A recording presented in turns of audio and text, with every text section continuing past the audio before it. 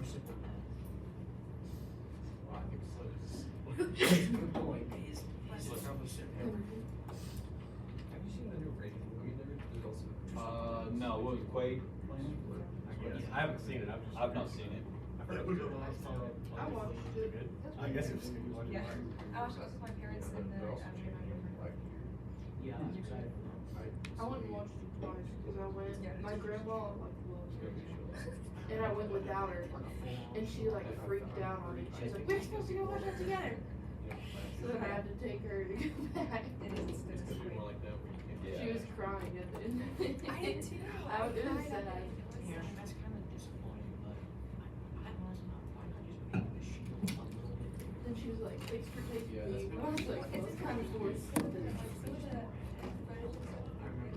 Like a lot of it is like filmed just for the movie, but they also use like real life. So that was interesting.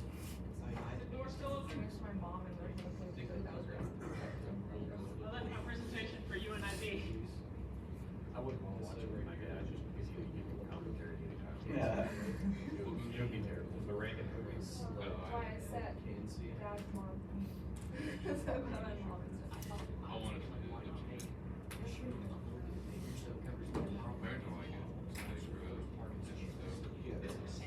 There's like a rule.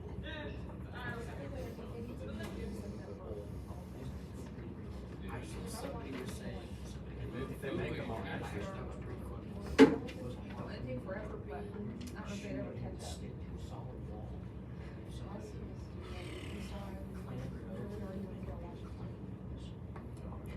Bunch about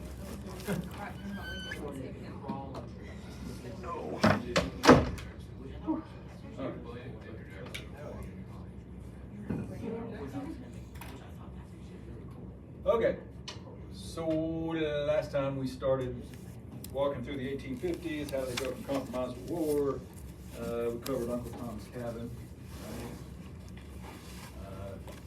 We were Kansas, Nebraska, didn't we? Yes. Oh, cool, good. Already got that done. All right, good. So let's try to do 2 or 3 items today. This first one, number 3 there, the Austin Manifesto. It's not as big as the others. It's not as famous as the others, but it needs to be covered in a class where we're looking at the period. So I'll try to keep it brief, but we do need to cover it. And it comes up in your 1850s book, so this will give you some context to know what's going on. Just sort of an overview to kind of set the stage. The background to what's about to happen is the Pierce administration. Remember, Pierce won the presidency in '52. The Pierce administration made no secret of the fact that they wanted Cuba. They wanted Cuba to become part of the United States. A lot of people did.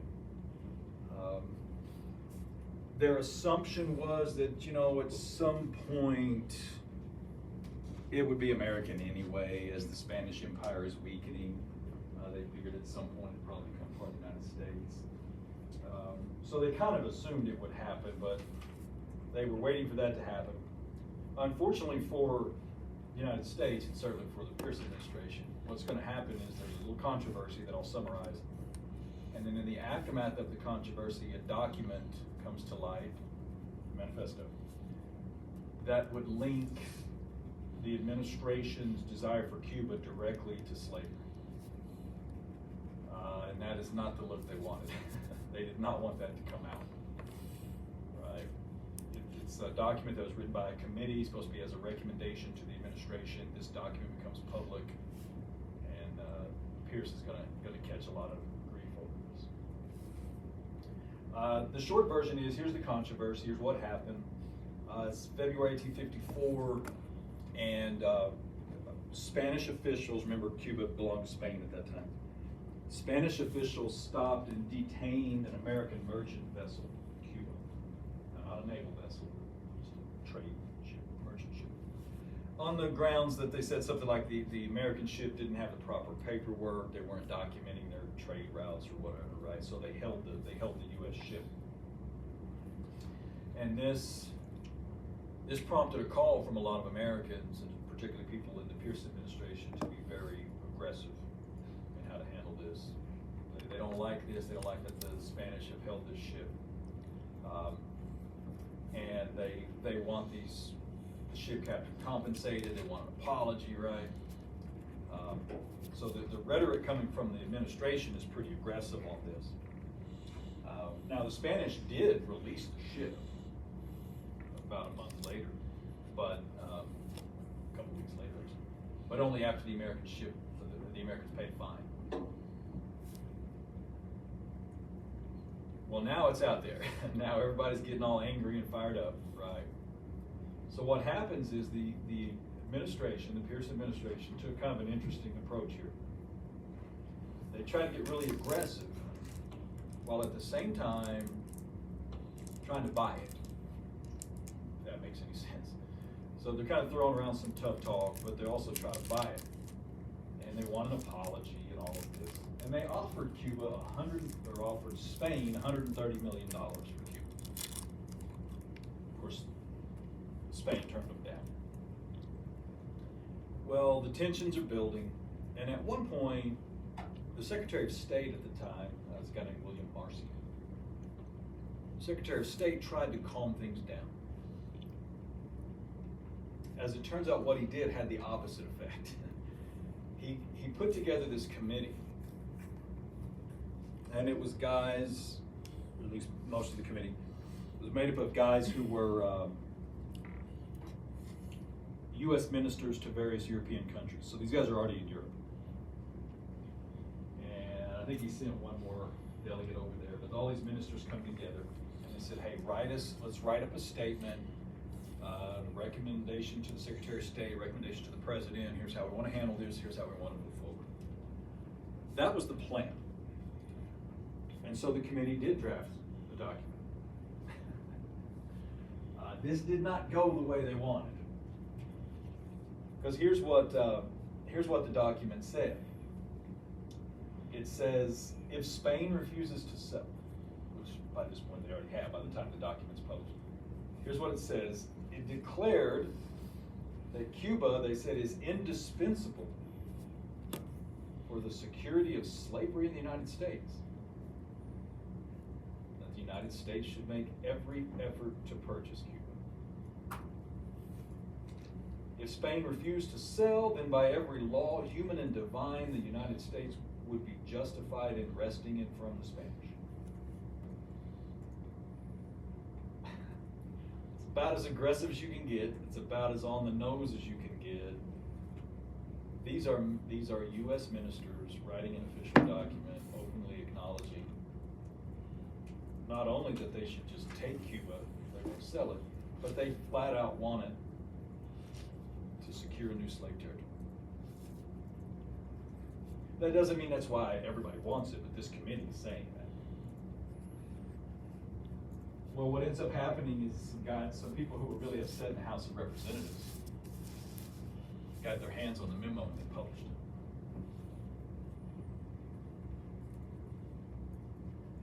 it. And you know, it's interesting, the different responses. In fact, I don't think you'd be surprised. I think it's probably pretty generic and predictable, the responses. You know, a lot of Northerners were, or at least claimed to be, just horrified by the document. Oh, this is wretched, this is terrible.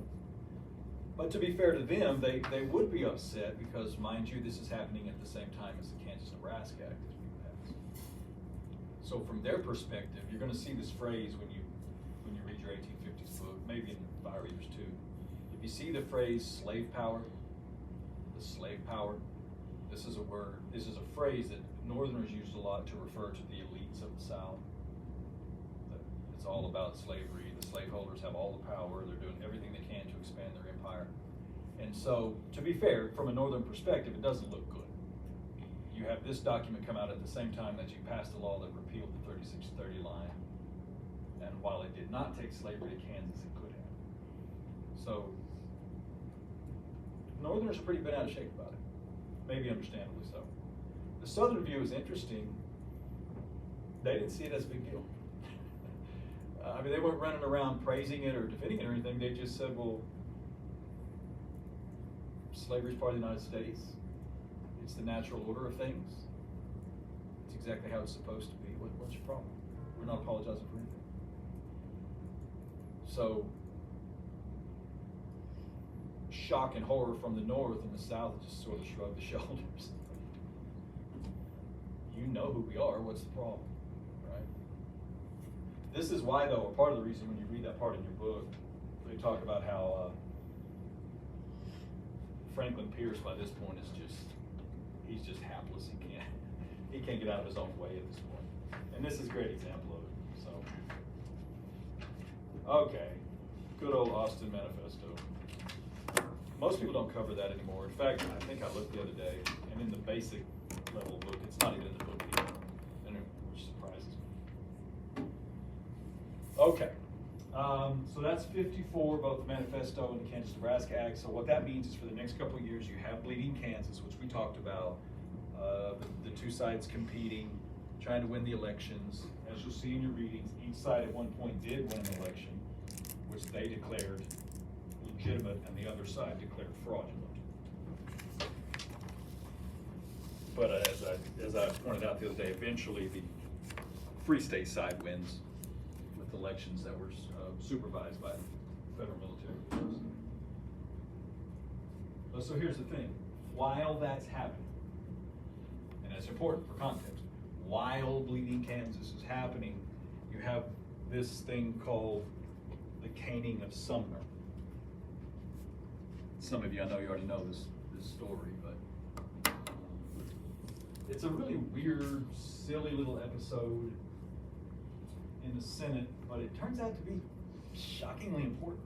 You wouldn't think it's important, considering what's going to happen, but it turns out to be rather important. Let's start with Sumner himself. I should have put his name up there before the speech.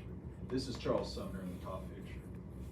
Sumner, for context here, he's a senator from Massachusetts.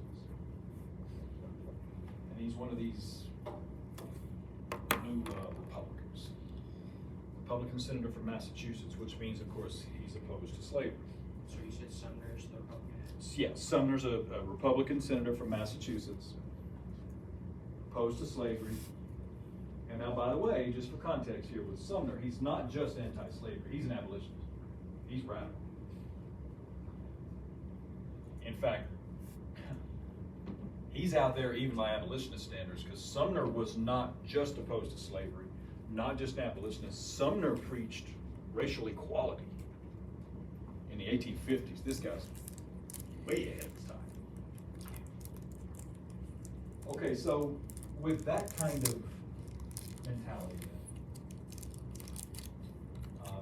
obviously Sumner hated the Kansas-Nebraska Act. Right? You have to. If you're a Republican, you hate the Kansas-Nebraska Act. Right? We talked about this last time. Kansas-Nebraska Act was passed by an alliance of Democrats. Northern and Southern Democrats passed it. Douglas had not wanted to have the repeal, but he put it in there to get the Southern votes, right? So this is a Democrat policy. He's a Republican.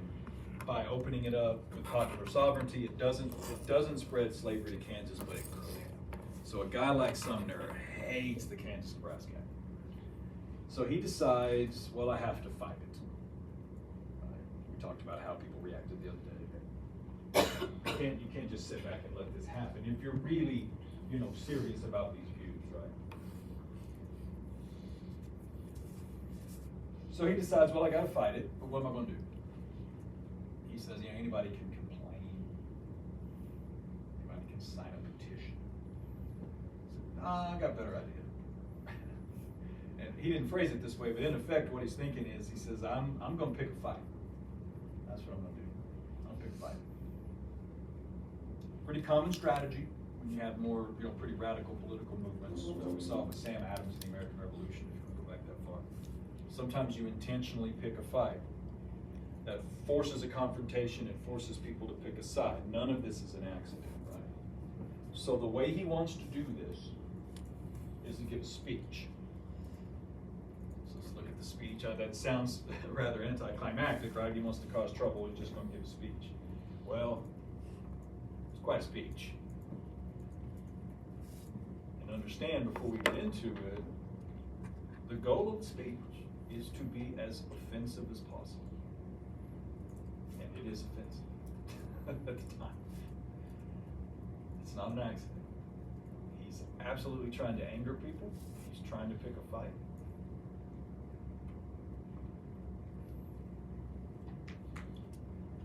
So when he starts his speech, we find out it has a title. The speech has a title. The title of the speech is "The Crime Against Kansas."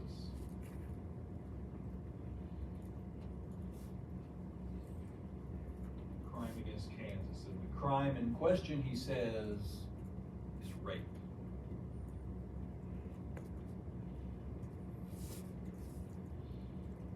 And he starts just right off the bat, very inflammatory language, and it's on purpose. Essentially, he's saying these disgusting Southerners, by trying to spread their evil institution of slavery, they are raping the virgin soil of Kansas.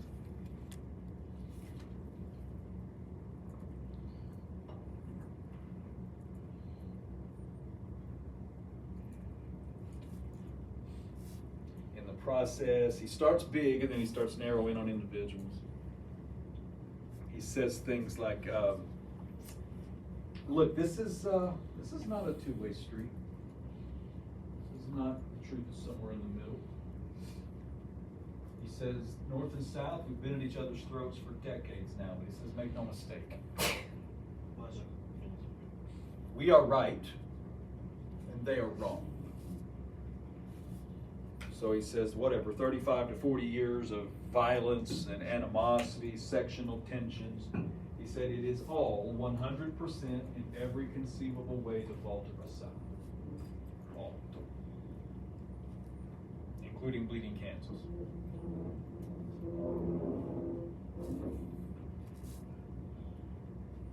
He even began to insult individuals who voted for the law, and not just Southerners. He made fun of Douglas. Douglas is a Democrat, a Northerner from Illinois. Sumner made fun of Douglas.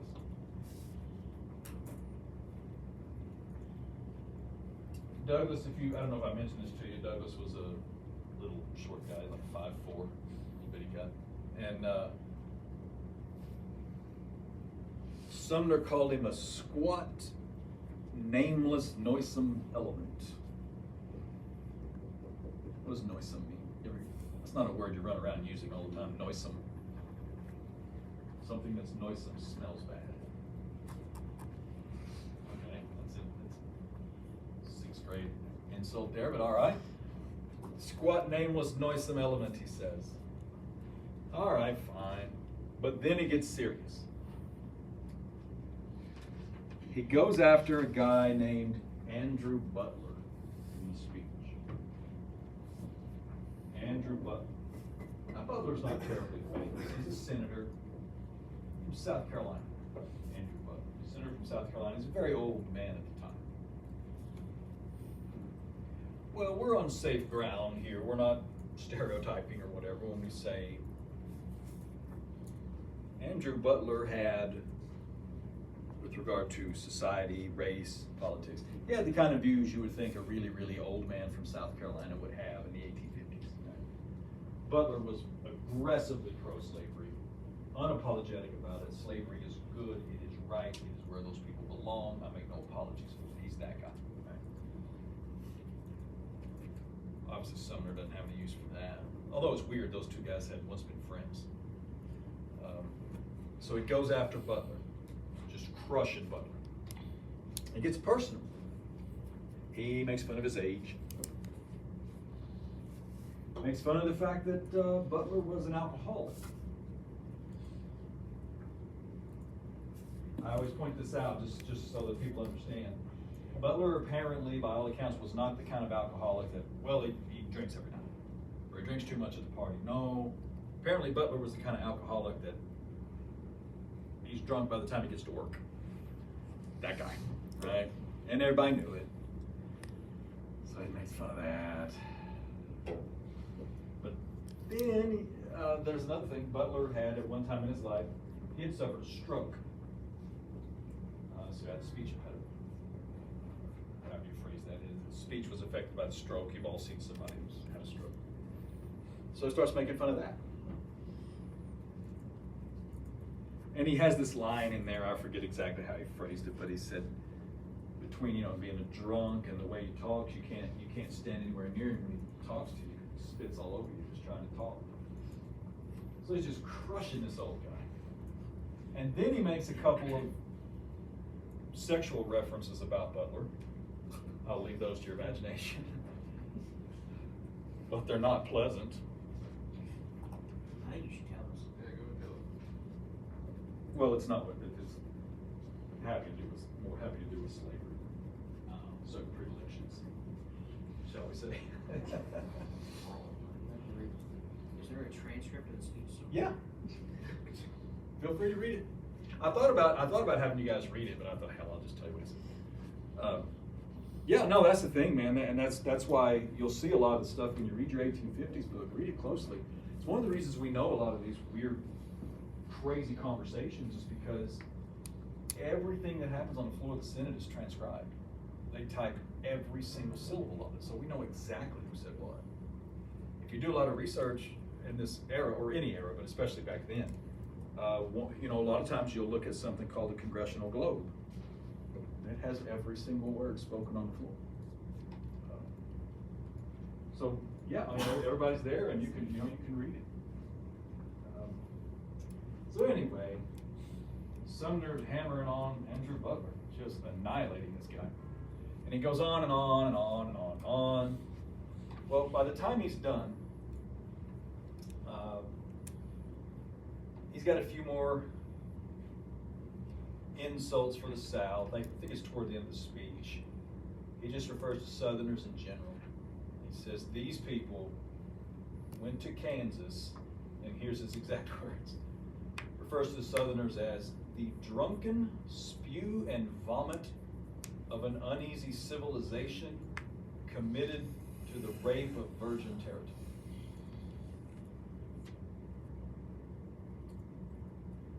I don't think you can get more clear than that, where he stands. And it's obviously intentional. He's trying to promote something.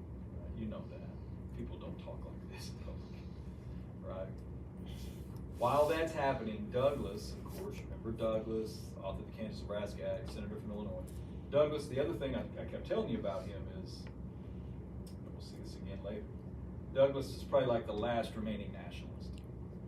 He's the guy who wants everybody to take a breath, calm down, relax, don't complain, don't anybody do anything stupid. We worked it out with Missouri, we worked it out with nullification, we worked it out in the 1850s, we'll work it out again, everybody just relax. And so Douglas was pacing back and forth in the back of the Senate chamber, and someone overheard him talking to himself. Of course, you're talking about Sumner, and he supposedly said, that damn fool is going to get himself killed by some other damn fool. And he's very nearly right, because here comes the other fool, Preston Brooks. The guy in the bottom picture is Preston Brooks.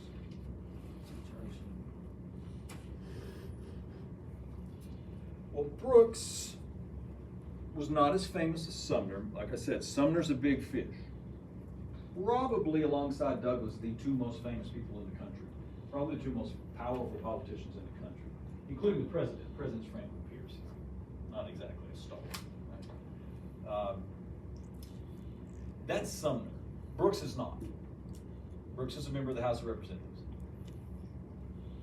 Which great, cool, but the Senate is more prestigious than the House. It was then, it is now. It's considered the upper house. So here's Sumner, one of the most powerful men in the country, one of the most famous in the country, a senator, and here's Preston Brooks. Brooks is just a member of the House. Well, Brooks is from South Carolina. And as some of you may remember, or may have seen, I don't know how far you are in your reading, not only is Brooks from South Carolina, he happens to be the nephew of one Andrew Butler.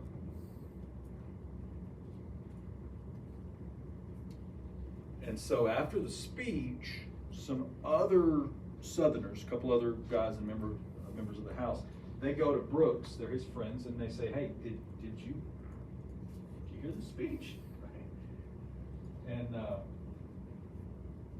according to their account, Brooks said, no, I've been working, what did he say? I mean, the House and the Senate are not in the same room together at the time. What are you talking about? You know? And they told him, they said, well, gosh, man, he spent hours, you know, just annihilating the South. Everything's our fault. And here's what he said about your uncle, your family.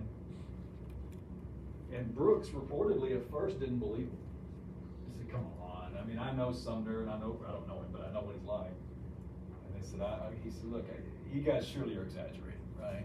I know he's a Republican. I know he's against slavery. He probably didn't like Kansas-Nebraska Act, but there's no way he said all that. He said, you might want to go read it. So he did. In fact, Brooks later said, I read it twice to make sure I saw what I thought I saw. And so Brooks said, okay, well, I'm not going to let that go. I'll have to deal with that.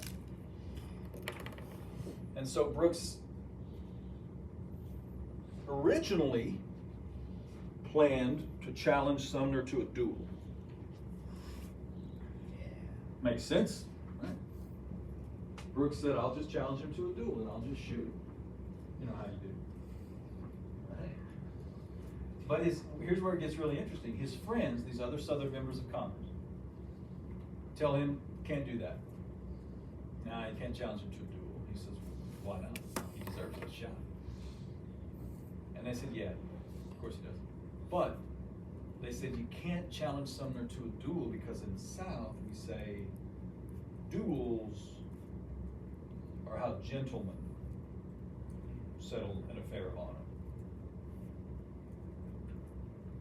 You cannot dignify Sumner with a duel. That's interesting. He's not worthy of being shot. I mean, really, he's so low that, I mean, that's in a sense what they're saying. What they're really saying is he's not man enough and dignified enough to have this showdown for honor. He doesn't deserve it. And so Brooks says, and the reason we know all this is, as I'll get in a minute, Brooks had to testify before Congress later. He says, well, Brooks said, I said to my friends, well, I got to do something to him. I'm not going to let it go. If I can't shoot him, what am I going to do? And supposedly one of the other guys said, you should punish him the way you punish a dog. This is new to me, but he says, how is that? And they said, you hit him with a stick. Don't hit dogs with sticks. That's terrible. Yeah, don't be that guy. Yeah. But that's what they said. Well, as it turns out, Preston Brooks did walk with a cane. I know this is going to shock you. The reason he walked with a cane is because he'd been shot in the hip in a duel. There's the least surprising bit of the whole story. But he did walk with a cane. And it wasn't a fashion accessory. It was solid wood, and it had this gold head at the top of it. So Brooks said, that's what I'll do. What's that? Do we still have the cane? Not that cane, no. You'll know why here in a minute. It broke.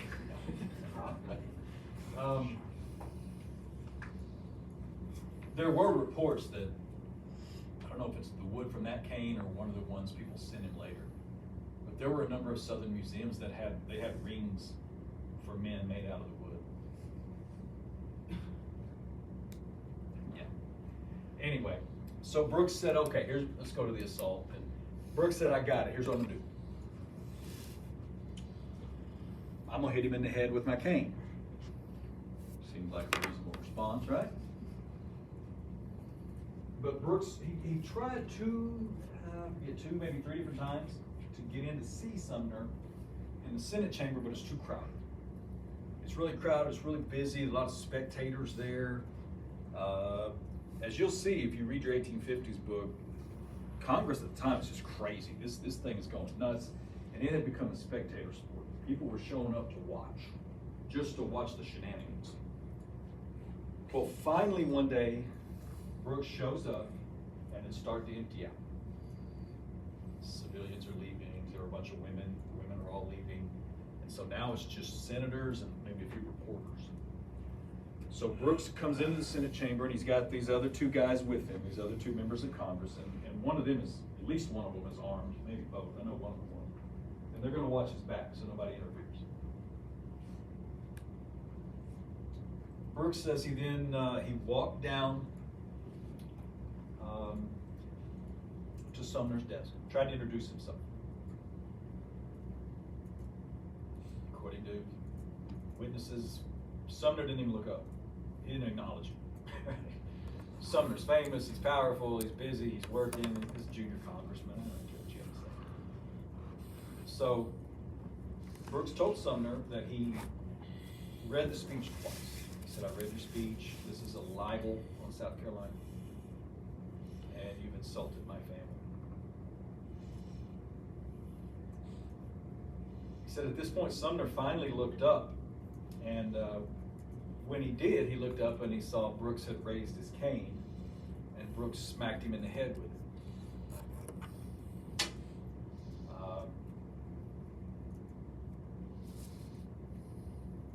If you believe Preston Brooks' testimony, that's where it was supposed to stop. Brooks said, I was going to smack him in the head one hard time, maybe split him open a little bit, you know. And that's going to be it. I made my point. However, Brooks says, when I hit him, Sumner put his hands up to defend himself. And Sumner and Brooks says, so I thought that meant he's going to try to come after me. And this is actually in the testimony. Brooks says this. He says, everybody knows that Senator Sumner is a large and powerful man. All the books tell us Sumner was about 6'4", about 250. That's a big dude, even especially for the 1850s. That's a big guy. A linebacker. That's a big guy. Brooks, by all accounts, somewhere around 5'7", 5'8", about $150.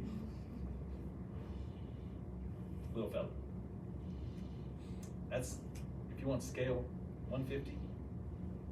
How many of you guys are some of you guys are 150? That's 50 pounds less than me. That's little. That's a skinny guy, right? So Brooks actually said it, and he says this in his testimony. He says, if he gets up, I'm in trouble. I can't handle him. He said, so I made sure he didn't get up. So I hit him again. And again, and again, and again, and again.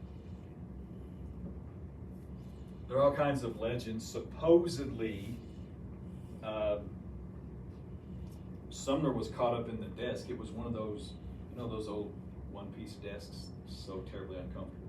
If you went to a really terrible rural Oklahoma hospital, like a lot of us, those things just kill your back. Great for cracking your back, though. Remember those? Yep. Oh, those were great. Well, it was like that.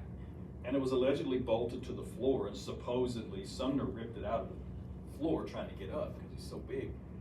But eventually he's on the floor, and Brooks is still just beating him over the head. And he's split open, and he's bleeding, and eventually had a brain infection. It's pretty bad, actually. And he just kept wailing on him. Well, the people questioning him after this in House of Representatives, they questioned him and they said, how many times do you think you hit him? And Brooks says, I don't know, maybe 30. That's a lot. Did he hit him with the ball of the cane? I think the ball, the wood, wherever it landed. He actually says this. Brooks said, I gave him about 30 first-rate stripes, and toward the end, he bellowed like a calf.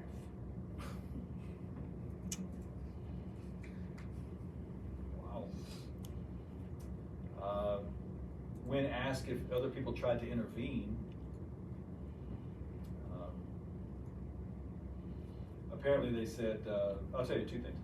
One thing is that these other guys had his back and they were armed and wouldn't let anybody. One of them said, you know, let him alone, let it go. But you want to see a politician in action. Stephen A. Douglas, Mr. Right down the middle, Mr. Everybody hold hands and be good. He was asked at one point, why didn't you intervene? By the way, to be fair, I think I mentioned this a minute ago, Douglas about this big. He's not intervening in anything. But this is Douglas, this is what he said. This is a politician. This guy's over here getting his skull split open. And Douglas said, well, you know, I thought about it, but then I asked myself, how would the voters interpret this? Is that actually what he said? That's exactly what he said. This guy's counting votes while the dude's getting split open. So that's politics for you. At any rate, the other question they asked him in his testimony, they asked Brooks, they said, okay, so you hit him 30 times or so. Why did you stop when you did? And that's when he said, the cane broke. So I stopped when it broke. And they said, okay, well then what did you do? And this, again, this is on the record, it's in the congressional testimony. Brooks said, well, when the cane broke, the gold part slid across the floor. He said, well, I can't leave that, that's gold. He said, so I went over and I got it and I wiped his blood off of it. And then the three of us went to dinner. And that was that. I just left him on the floor. Yeah. Is it solid gold? Huh? Is it solid gold? I've always heard that it was. Now maybe it wasn't, but That's a lot of gold. I imagine if you get beaten in the head with it 30 times, it's solid enough. Yeah, yeah. And it was worth enough that he didn't want to leave it behind. Yeah. So, the others kind of picked up Sumner, took him back to his hotel. The doctor started working on him. The aftermath of this is where it gets pretty interesting in terms of comparing the two sections and everything. Sumner was actually out of commission for a long time, but he was reelected anyway. He was, even though they knew he wouldn't be there to serve, so he became an instant martyr because his Senate seat was empty. Now, you know what I mean? The literal seat was empty. He was a senator, so it wasn't empty. But for a while, he was literally not there. Did they not elect somebody to serve? Nope. When he was gone? That was intentional. Martyr. Make a martyr out of it. Yep. Arguably the most famous senator in the country is not there. Why? He just got his skull bashed in. Yeah. They wanted to make that point. Brooks was he was fined. He was fined $300. He didn't go to jail. He was fined. But here's the great thing, if you want to see just kind of how everybody's looking at this. When the House of Representatives had the nerve to question Brooks, and then he was fined by a court, he resigned his seat out of protest, and then was immediately reelected.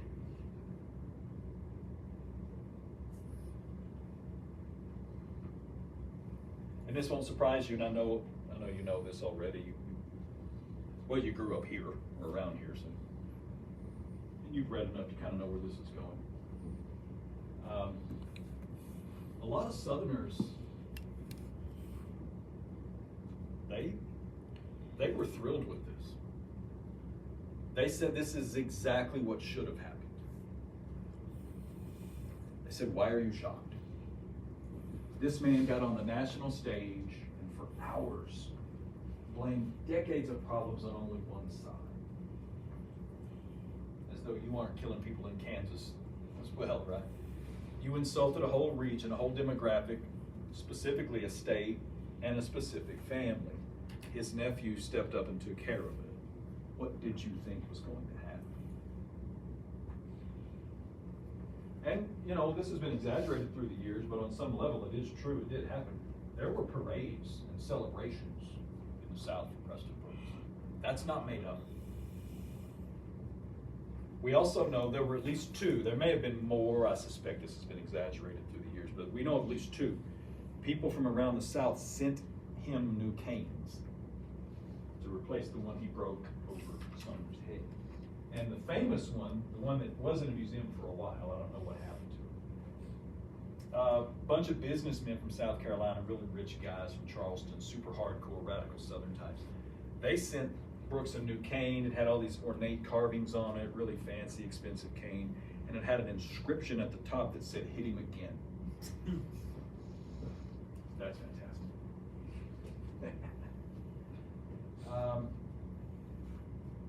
By the way, Brooks would die only months later from some kind of throat infection. Anyway, he died at age 37. So, this thing is actually significant, as stupid as it sounds, it is significant. Besides increasing tensions and inflaming emotions, we know all that, but also what it did is it reinforced stereotypes on both sides, very unfortunate stereotypes. In the minds of a good many Northerners, it reinforced the stereotype that Southerners were too quick to violence, too quick-tempered, right? Now, to be fair, a lot of Northerners, especially newspapers, to be fair, a lot of them said, look, the speech went too far. We admit that. They said the speech was vulgar, it was inappropriate, you can't talk like that in Congress, you can't. However, they said no matter what he said, he's a senator, you can't just go and bash somebody's head in because you didn't like their speech. So it reinforces this stereotype of Southerners in the Northern mind. Unfortunately, it also reinforced a stereotype of Northerners in the Southern mind. And not the caning, but the speech. And it reinforced this idea in the minds of a great many Southerners that Northerners look down on them. Northerners think they're better than me. You all think you're better than me. You're better people than I am. Well, they didn't. In general. He did. I mean, he called them vomit, so clearly looked down on them. But that's like what we were saying the other day. In politics, you hear the loudest voices. If I'm a Southerner, I'm not hearing the average guy who doesn't care that I exist. I'm hearing the guy who's calling me vomit. It says I'm what's wrong with the country. So it reinforces these stereotypes on both sides. Made a hero out of Brooks on one side, made a martyr out of Sumner on the other. Right? Questions? Questions on the caning? So, as the old historian's joke goes, now you have bleeding Kansas and bleeding Sumner. That's funny. That's an old historian's joke. You'll see this in your book. I'm glad Walther includes some of this in your book. This isn't the only violence you see in Congress at the time. It's just the most famous. It's the most significant one where somebody's legitimately hurt. There are several fights that broke out. There's one, it's covered, I forget which chapter it's in the 1815 book. He spends about a page on it. It's pretty silly. Where a bunch of guys, it's about 30 guys, Northerners and Southerners, not in the Senate, but in the House. They get in a fight, just beating each other up, right? You know how you do. And they're just wailing on each other, about 30 guys. But the whole fight ends all at once. As you'll see, the story's in there. This guy goes down, and another guy reaches down to grab him by the hair because he's going to punch him in the face. But when he grabs him, his wig comes off. And they all start laughing. And the fight's over. And they just go back to work. They had just been beating the daylights out of each other. They stopped because one guy pulled his hair off, and it was hilarious. And they all sit right back down in their desks and they go back to work. That's just guys. That sucks. I think you're right. That's the human male at work right there. Yeah. Dr. Clampitt, I just looked it up. Apparently they're saying that they do have the original painting. Sweet. Apparently it's at the old State House in Boston. In Boston. Oh, yeah, that's a crime. I don't know, it might not be the real one. It might be, I don't know. Looks like it would hurt. I'm borderline offended by that. That ought to be in Charleston. Good. Glad to know it exists. Good stuff. Well, anyway. It's funny you mentioned that, though, on the guys thing. I'm going to tell you this. I've told one or two of you this already in another class. Little message for, I know not all of you are going to be teachers, but a lot of you are going to be. Just give you something to look forward to here. Because they don't tell you this when you're first hired. At least if you're a guy. So, as some of you know, in my previous life, back in the dark ages, an era I like to call the 1990s, I was a coach at a very big high school in Austin. And they don't tell you this till you take the job, but when you take the job and you show up, they inform you that one of your job duties as the young coach is you get to break up the fights. So that's fun. Now, no, there's not a fight every day, but it's a big high school, a big city. There's a fight a week at least. So, whatever, it's usually no big deal. But to your point, this is a lesson you learn. Believe it or not, you'd rather break up the guy fights. Now, the guys are harder to break up in the sense that if they hit you, it hurts like hell. But the thing about the guys, when it's over, it's over. They're done. Fight's over. I'd get them apart. I'd take them to the office. One of the offices. It's a big school. I'd say, sit down. One of the vice principals will be with you. I could leave them there. This fight's over. I would see them at lunch later. Two guys who would just beat the daylights out of each other. I saw it one time, one of my team, we were about to practice, and I heard the manager came running to me, saying there's a fight. And I look up before I can even get there. My point guard comes flying out the door. When I say flying, I mean he was in the air. Oh. Because I thought guards were smart. He was fighting the big guy, who was like 6'6". So he literally, he was flying through the air. I get him apart. They're at lunch together later. No big deal. Not the girls.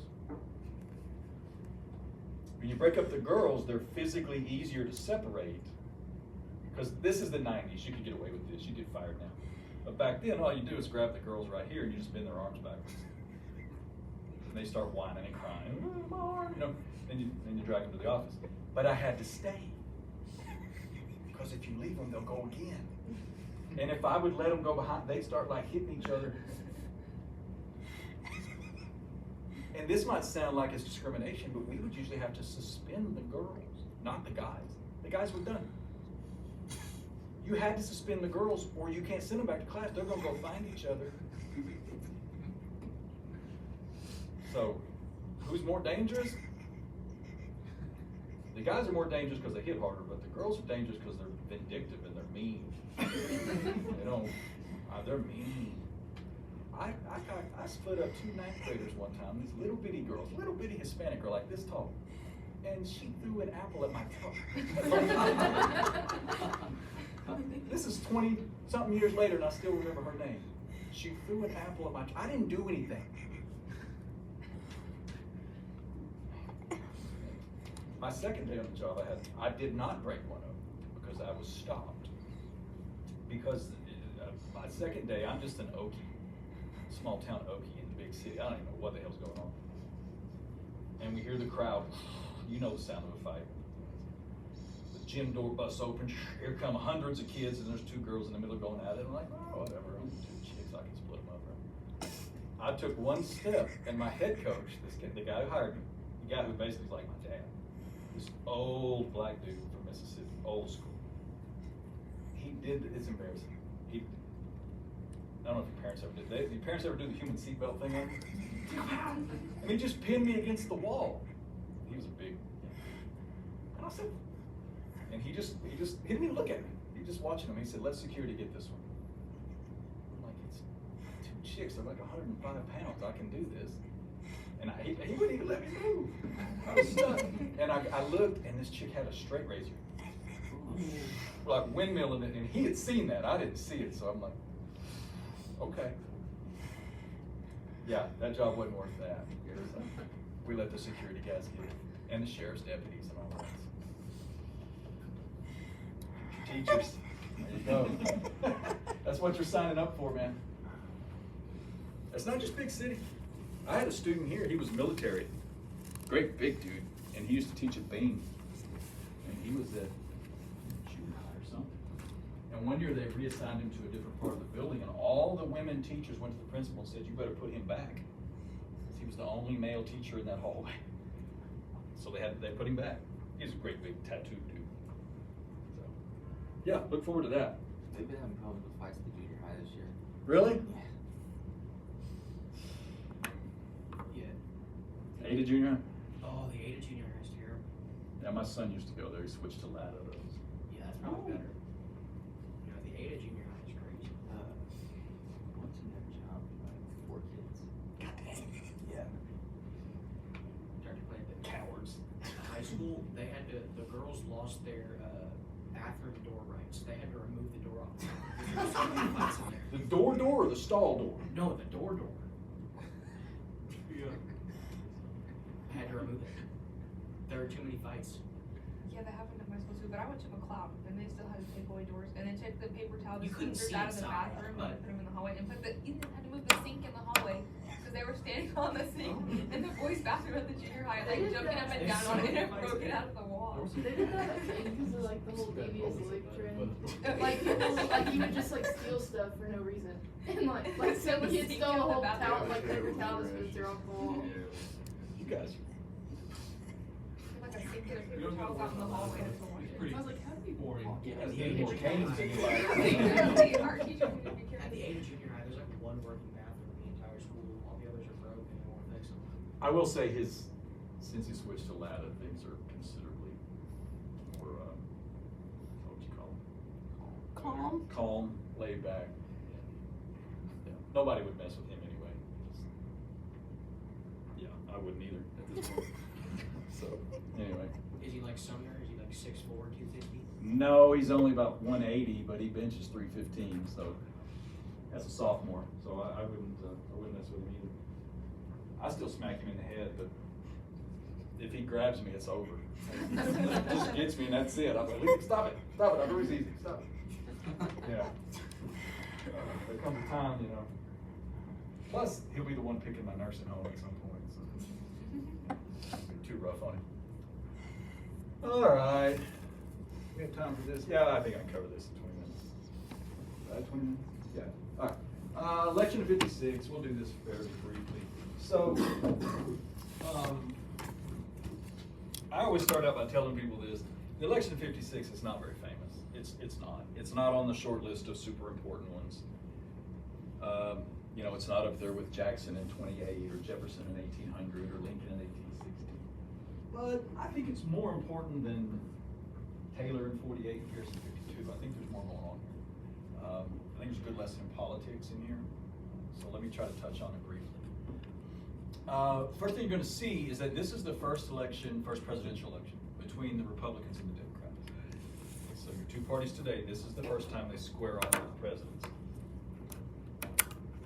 You know, I would argue if only for that reason, 56 is worth knowing about. There is a third party involved. I want to touch on them briefly. They don't play a huge role in the election, but they're called the Know-Nothings. And I mention them in part because they win more votes than you'd think, as we'll see in a minute. And they even win a state, which is crazy.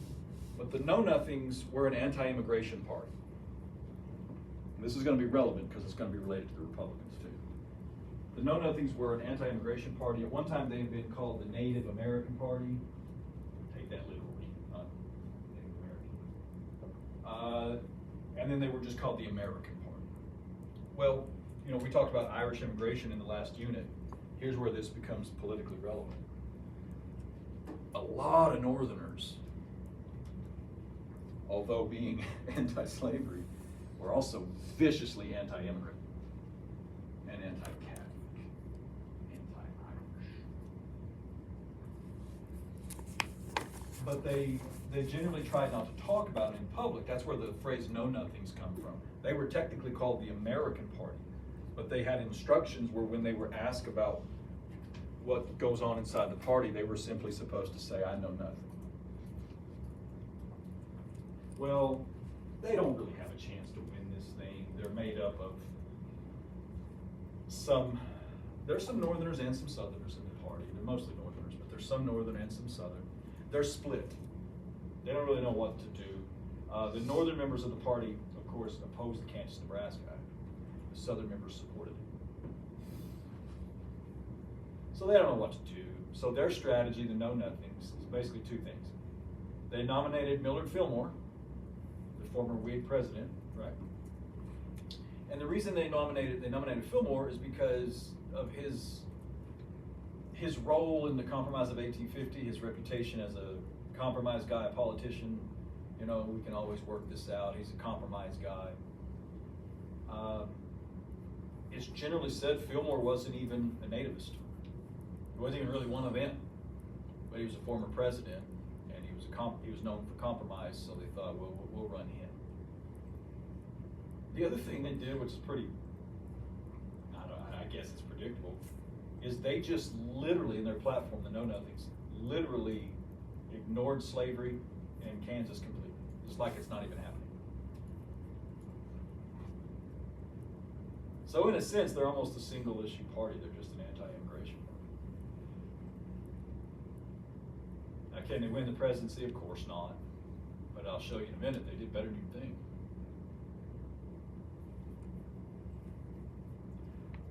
But your others, as I say, this is your first matchup between Republicans and Democrats for the presidency. Republicans. They nominated a guy named John C. Fremont.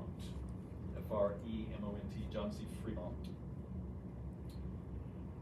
This is kind of in the old Whig tradition of when in doubt, get yourself a hero.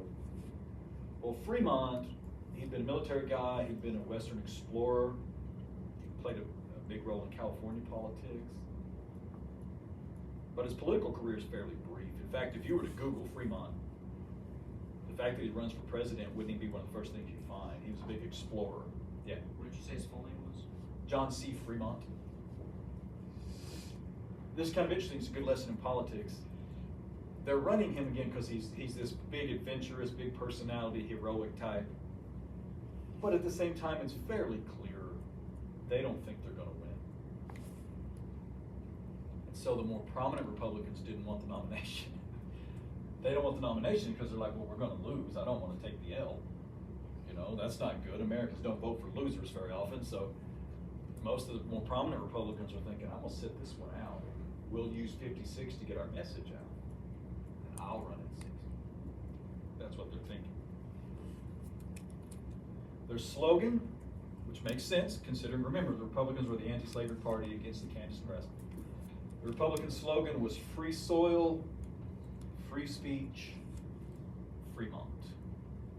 That's pretty clever to think about. Free soil, free speech, Fremont.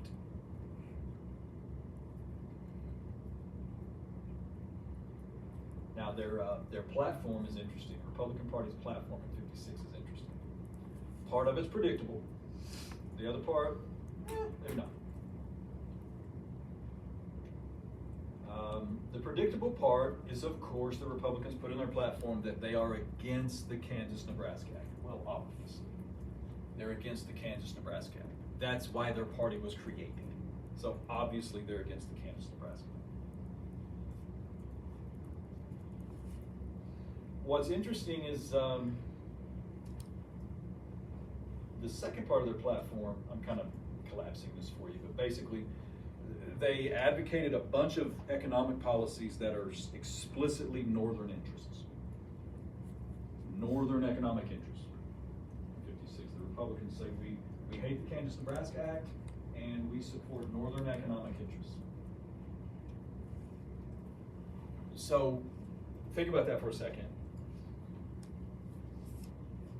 What's in the Republican platform to try to win Southern voters? Nothing. Nothing. Interesting.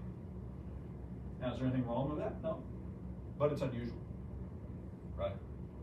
You know from your own lifetime probably that generally as an election gets closer, usually both parties, despite whatever they've said in the past, they start to soften their rhetoric a little bit. They start to move toward the middle. They want to get those undecided types. Right or wrong, whatever, that's the norm. The Republicans didn't do that in 56. The Republican attitude in 56 was, you know what, no Southerners going to vote for us anyway, so we're not going to try. They say we're not going to change our message, we're not going to water down our message, we're not going to alienate our hardcore supporters by trying to win Southerners who would never vote for us anyway. Is that the right thing to do? I don't know, decide for yourself. But it's a little bit unusual. And you know, to be fair to them, they were right. They weren't going to get any Southern votes, not a single one. So it does make sense. They're thinking instead, look, we may be the new party, and we know we're probably not going to win this one. But we're in the more populous part of the country. And they're saying we're growing every day. We're going to start winning elections at some point. And of course, they're right. All right, so Republicans against Kansas, Nebraska, and advocate a Northern economic idea. So they're trying simply to win as many Northern votes as possible. Bear in mind, they're splitting the North with Democrats. You still have northern Democrats and southern Democrats, you have only northern Republicans. There are no southern Republicans. At least nobody who says that in public.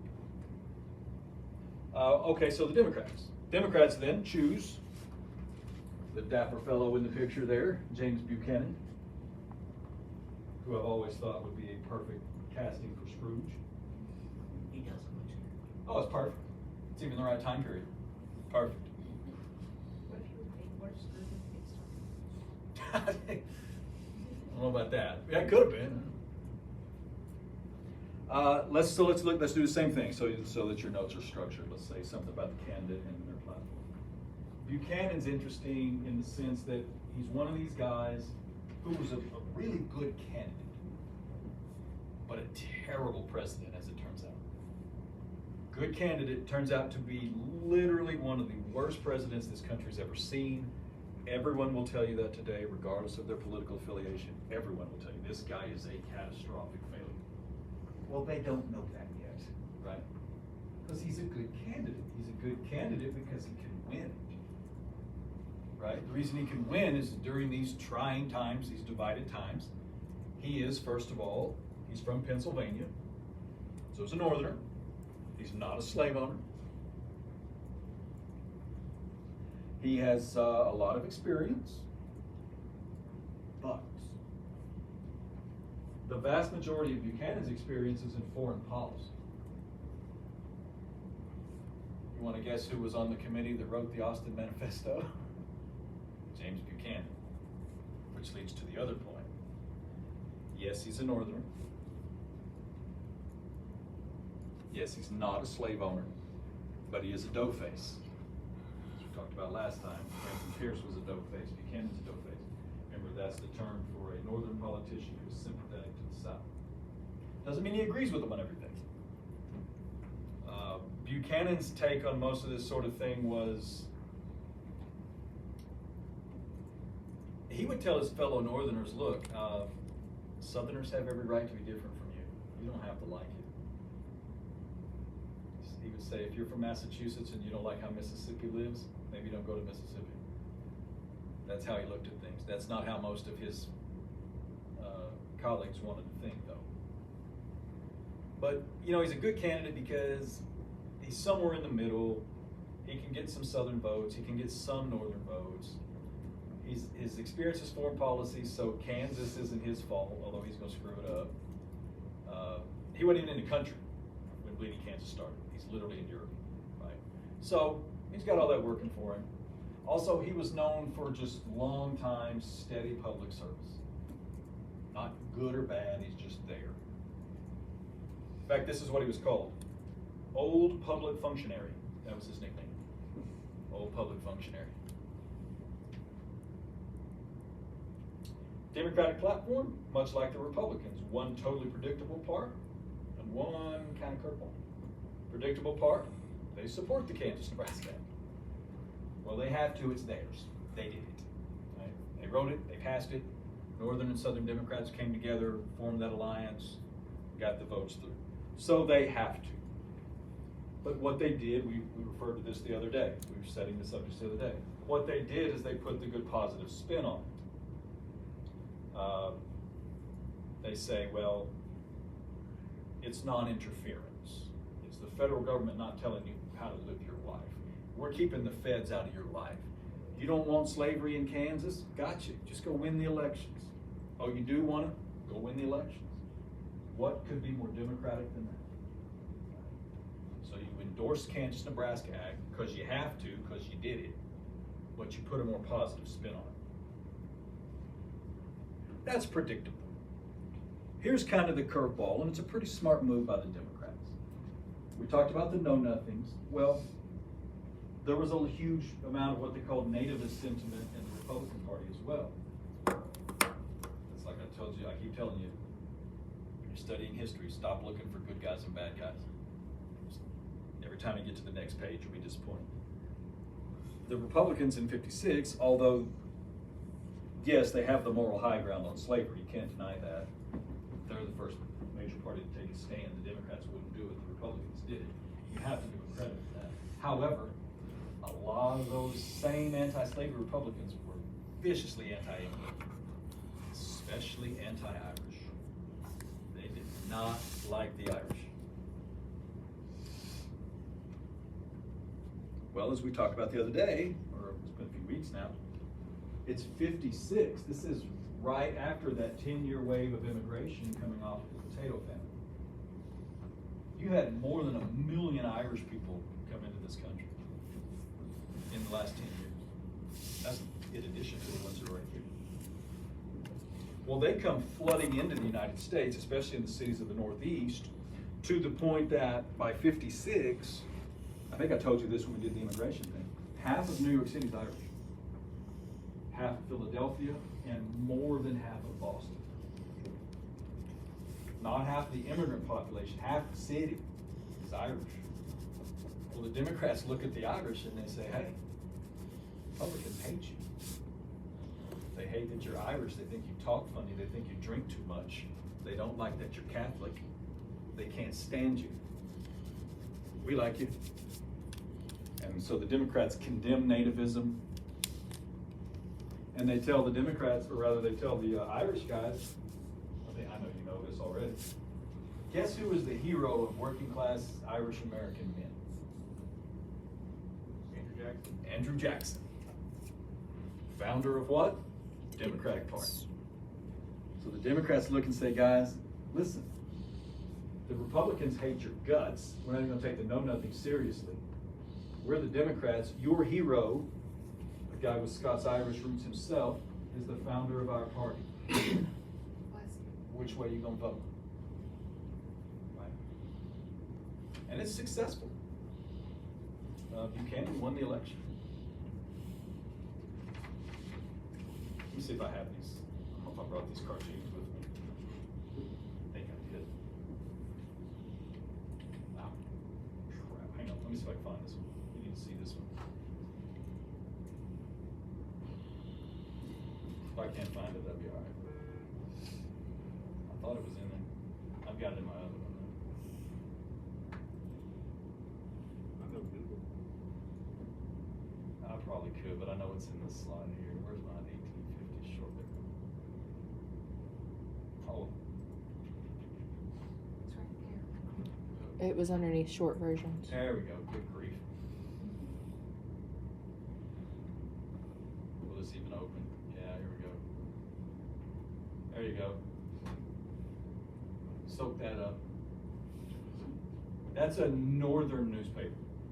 That's not Southerners. That's northern. Notice the labels? Yeah. South, North, Black, Irish. And what do you notice about the scales? Equal. They're balanced. Northerners were saying, look, you folks down there have your problem, we folks up here have our problem. And they are the same. Look at the Irishman's face. Monkey. It's a monkey. Yeah, they call it Irish. They used to call them the wild Irish or the dirty Irish. That's what they called them. Here's your famous sign. Used to be in all the businesses in New York City. It doesn't go with the cartoon. I just thought it'd be funny to put them together. What are those guys supposed to be? Drunken Irishmen.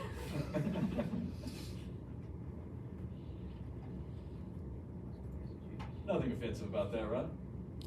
Nah, it's fine. Results real quick here. As I said, Buchanan won. You know, it's not terribly close. 174 to 114 in the electoral. Here's what's interesting though. Millard Fillmore did win a state. He won, I think it's Maryland. I'm pretty sure it's Maryland. Yeah. The Know Nothings won Maryland. Any irony in that? Flashback to freshman history. Who founded Maryland? Why was Maryland founded in colonial days? Settlement for Catholics. That's the state they win? Interesting. Starting to see a sectional pattern in the voting. It's not perfect, but it's getting there. But then we'll switch. Well, I just mean as far as north and south, just, yeah, eventually, yeah. By the way, let me check my number here. Fillmore, the know-nothing candidate, won 21% of the popular vote. So, that whole anti-Irish thing is real. It was very real. Big picture. Let's wrap this up if we can. So, we're setting up something, obviously. Southerners increasingly begin to equate the Republican Party with abolitionism. We've alluded to this before. We're going to see it in action a couple times, including next time. They just don't really see the difference between anti-slavery and abolitionists. The Republicans were an anti-slavery party. They're not an abolitionist party. Abolitionists were Republicans. But most Republicans are not abolitionists, if that makes sense. All Republicans are against slavery, but most of them are very moderate, middle of the road. Their goal is to stop the spread of slavery. Only a few of them are really radical, talking about destroy slavery. But increasingly, you know, Southerners get mixed signals here, and all they're hearing are the radical guys. Well, they're hearing something. They're not hearing the middle of the road guys. A second point I'd point to in terms of the big picture. Again, if you're looking at this from a Southern perspective, the people who are criticizing you now, remember we did all that stuff with the debates about slavery and everything. The people criticizing you now are not just a bunch of protesters, activists. It's the other party now. Well, there's only two real parties. So the people criticizing you so severely are now the other side, and just do the math. They're in the more populous part of the country. They're going to start winning elections soon. And if you, in your mind, if you cannot tell the difference between a rather moderate party and it's a few extreme members, then we're going to have troubles. Because what happens when a Republican wins? Which of course is going to happen. Some guy named Lincoln's going to win. The other thing I'd point to, I don't normally mention this until we get to 1860, but this is probably a valid point to go ahead and say it here, because we already see it by 56. The Democrats are already now the only national party left. I don't mean they're the only major party. You have two, Democrats and Republicans. When I say national, I mean they're the only ones with the significant numbers of members in the North and the South. Republicans are only in the North at this point. That's not good. That's not healthy. That means geography is deciding how you vote. It's always relevant. It's still relevant. It has to be. We all come from somewhere. But if it's the only thing, that's not healthy. It's not good. Not good at all. Right. Questions so far? Any questions? Okay. We can go ahead and knock it off there. Get started on your readings. Looks like we might finish about half a day early. By the way, we're on schedule. We're not going to meet that Tuesday before Thanksgiving. So if you want to make plans to travel, you can go ahead and do that. We're not meeting Tuesday before next We week. won't. Normally I would, but we're on schedule. I'll be here. I looked, they claim it's the